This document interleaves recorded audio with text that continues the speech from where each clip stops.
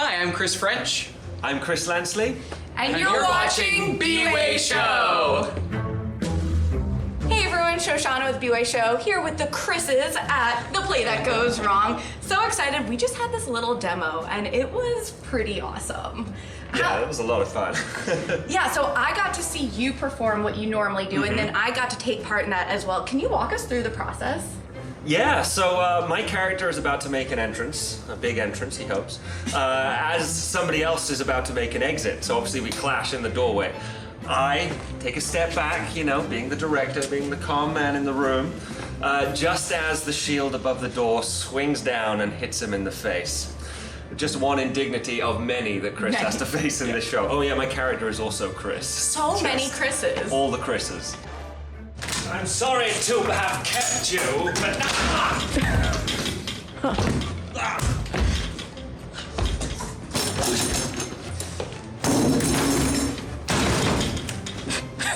Yes. It was really cool getting to watch the show a little while ago, and then like 2 weeks ago I came and sat in the audience and we were laughing so hard. I mean that so sincerely. Like this show just had like boom after boom of both like physical comedy, hilarious comedy.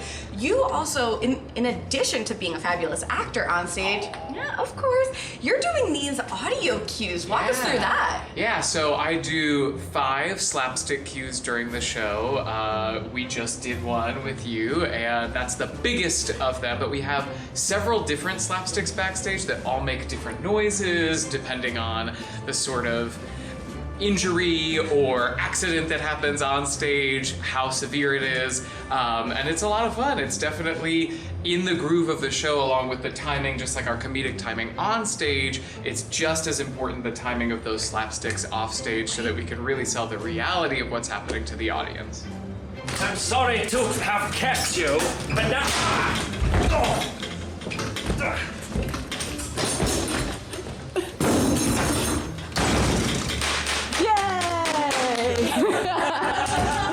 And this show, there are so many elements to it.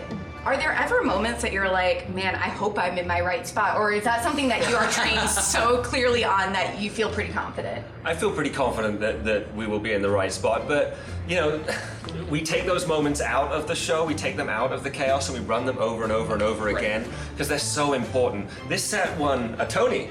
Oh, yay! The only Tony winner within our company. Congratulations. But it's a well-deserved Tony. So many moving parts in this set, so many important people backstage making sure things happen safely. But I mean, even if we weren't in the right spot, we know that the people back there would recognize that and would make sure that we were safe and that things wouldn't happen.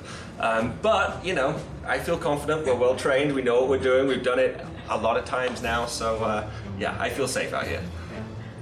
Yeah, there are all kinds of safeties in place for many different things in the show. They have all kinds of eyes on us, like Chris said, backstage. There are cameras everywhere to make sure that we are in the right spot, to make sure that if anything is awry, certain things just won't happen. And we always call that the play going right, which is when the play that goes wrong might go wrong, but the play that we're doing goes right, and the audience is none the wiser, which is great. Yeah, I think that is such a beauty of this show, is that there's so many elements that if something that normally would go wrong goes right, you're like, well, that's just a show. That's just a play. Do you have any favorite moments in it? Well, I do have a favorite moment when something actually went wrong. It's my favorite story. Previously to being here, Chris and I both did the national tour, and in our preview performance in Sioux Falls, South Dakota, I have a part in the show where I enter through the door that we just knocked Chris out in, and I kick it open and I say, "Not so fast, Inspector!" And in our first performance, I kicked the door open and it flew clear off its hinges, landed right here on stage. But again, the audience was none the wiser. They just thought that that's how the play goes wrong. And we picked it up, we moved it out, we reattached it, we kept on going. We didn't even stop the show. Wow, that's amazing. Do you have any fun stories like that? Oh, I mean, there was... I'm debating whether... No, all right, so there's kind of a running thing within the show that we are missing one of our actors, Right. a dog that's missing from the cast. And one performance, a member of the audience took it upon themselves to be the dog. When that moment came, when an actor entered the stage with a leash without a dog on the end of it, in that moment somebody left their seat, walked up on the stage, got down on their knees and put their paws like this, as if they were the dog. And they were quickly hurried off stage by the person playing Chris Bean, the director, who was sat up here on the platform. That poor person. I feel for them.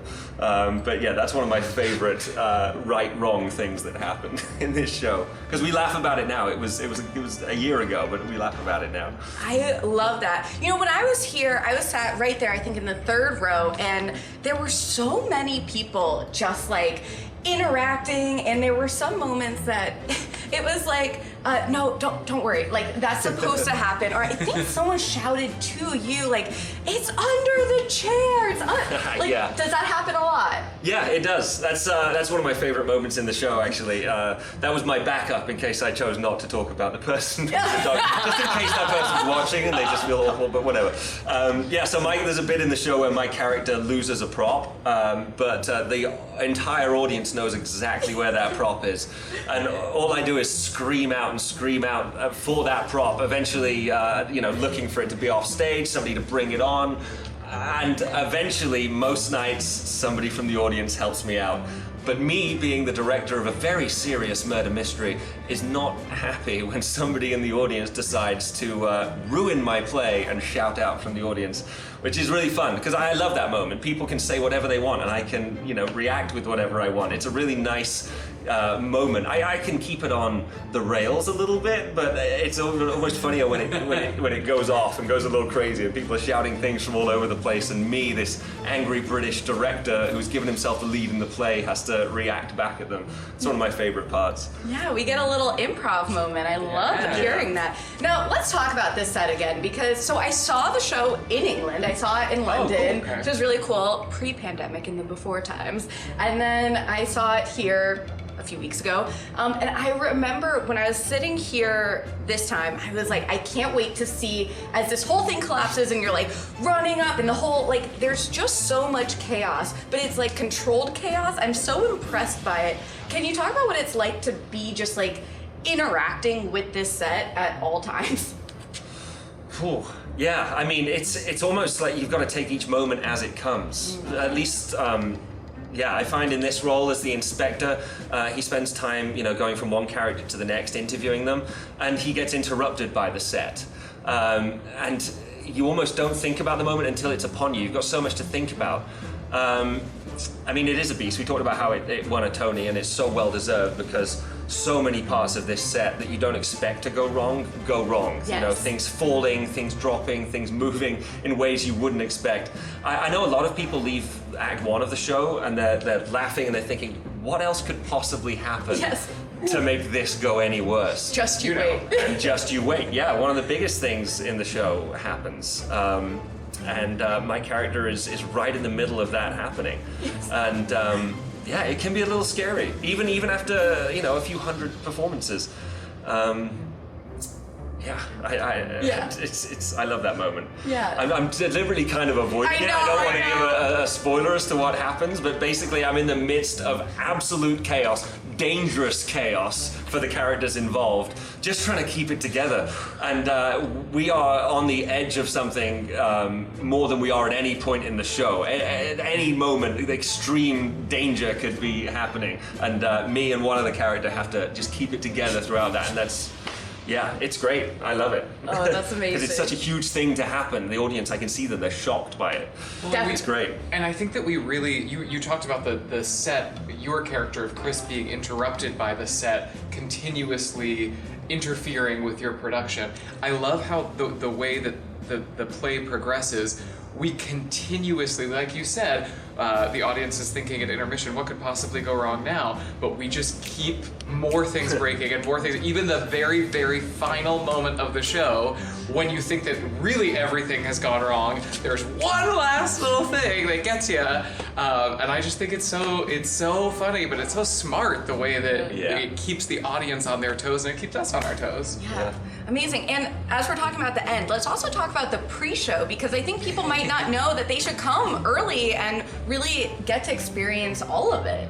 Yeah, so two of the characters in the show are the crew members of the Cornley Drama Society. We have a wonderful crew here at New World Stages, and we also have two wonderful actors playing Annie and Trevor, the stage manager and the lightboard op. And they are, just as you might imagine with a play that's going wrong, they are doing last-minute touches to the set. They are trying to find the aforementioned Winston the dog. They are trying to make this show happen, but we want to let the audience know that that is a little bit of the sort of circumstances coming into this big opening night of the Murder at Havisham Manor. And it's a lot of fun to watch, and you mentioned audience participation a little bit before. Yeah. That's a really fun moment for some of that as well. So yeah, get here 10 minutes early. Excellent. And just, you know, having an English show playing here in the US, are there any like differences or similarities of an English audience versus a New York audience, like a London audience versus a New York audience? I think American audiences in general are a lot louder and more open than a lot of the British audiences I've been in front of. A lot more willing to shout out. But then again, I've not done this show in the UK, so I don't know. Perhaps it's just something that this show evokes in people, just a loud, uproarious response from the crowd. Maybe that's just a universal thing with the play that goes wrong, but you know, I'll pin it on Americans. You lot are very loud, and it's great, and I love it. And that instant feedback from the audience is amazing. It's such a, we call some houses rock star houses. We feel like we're in the middle of a rock concert. People laughing, shouting out, whooping. It can be a real party in here, and it's great. It's such an experience to do that. And it comes down to what we're doing on stage. We like to tie moments together and let moments flow into each other. We often say this is a lot like a musical in some ways, where we have to kind of flow things into each other. And you know, the audience response makes that so much easier for us to do it. So thanks, America. Thanks, America. As we're here in New World Stages, this is where I saw Rock of Ages, so it is like a rock concert venue. Right. Yeah, that's true. Or soon, Melissa Etheridge right across the hall. Yes. That's gonna be so cool. Definitely going to be amazing. Is there anything else you came in today wanting to share with the audience?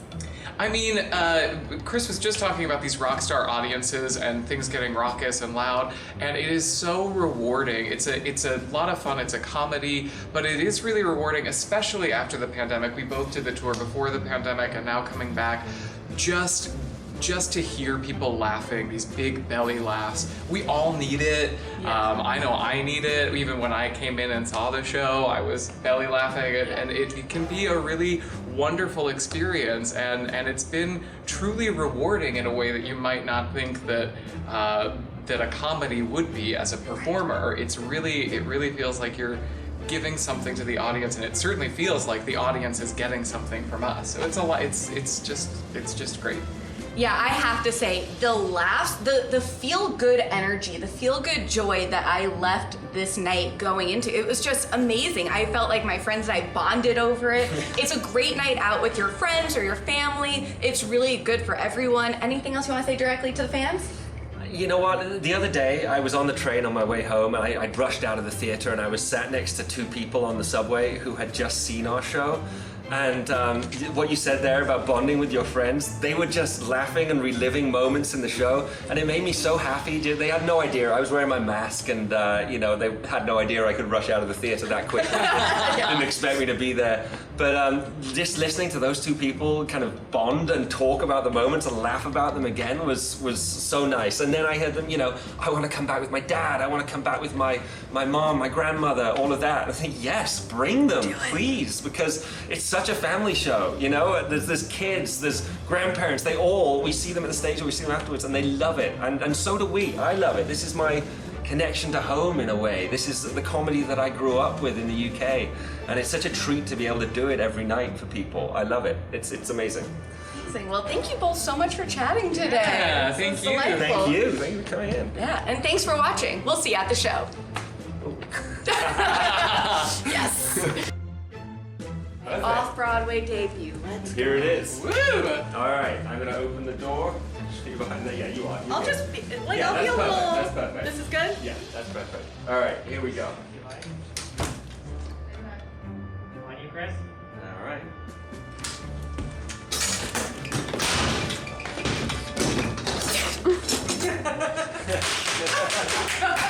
Yay! Sweet. Thanks, y'all. I've never seen someone happy to be hit in the face by a shield. Yeah, for real.